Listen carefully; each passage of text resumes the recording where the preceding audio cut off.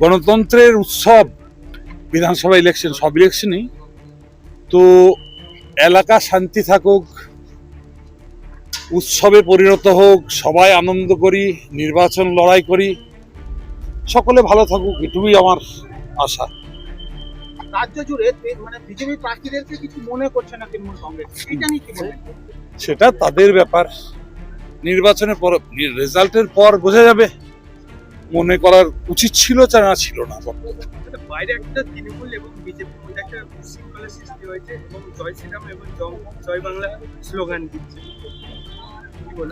হওয়া কাম্য নয়, কারণ আগেই আমরা বলেছিলাম যে দুটো দলকে একসঙ্গে নমিনেশন করা ঠিক নয়। প্রশাসন তো কি ভালো বুঝেছে করেছে, এটা হওয়া কাম্য নয়। আপনারা কি নির্বাচন কমিশনারকে জানাবেন?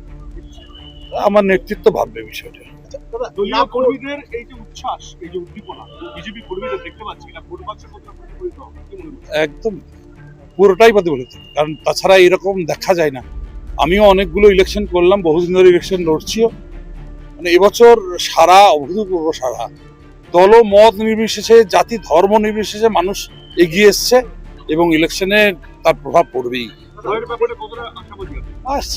জয় তো হবেই নিশ্চিত। দীর্ঘদিন ধরে আপনি আছেন, সেই জায়গা থেকে কি অনুভূতি এবং এই যে মানুষের দরজায় দরজায় ঘুরছেন, কি বলবেন?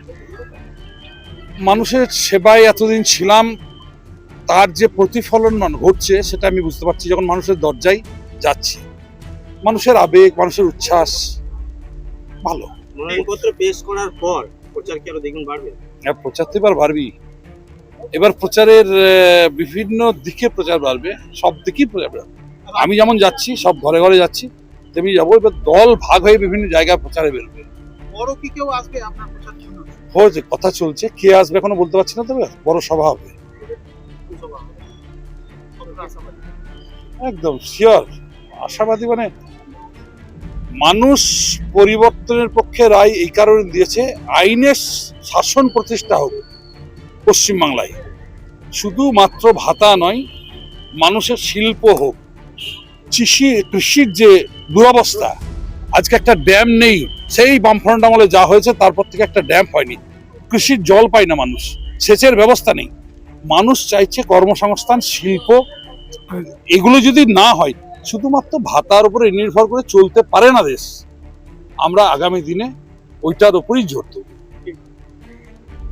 আপনারা দেখছেন রূপসী বাংলা মিডিয়া। এখন একটা ছোট্ট বিরতি, ফিরে আসছি বিরতির পর। পুরুলিয়ায় পাত্রপাত্রী যোগাযোগের একমাত্র বিশ্বস্ত প্রতিষ্ঠান বিবাহ পরিচয়। আপনার মনের মতো জীবনসঙ্গী খুঁজতে পাশে রয়েছে বিবাহ পরিচয়।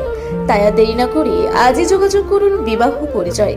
Municipality commercial complex, 2nd floor, Chaibasa road, opposite PWD office, Purulia. Mobile নম্বর 9232440272। ফিরে এলাম বিরতির পর। আপনারা দেখছেন রূপসী বাংলা মিডিয়া।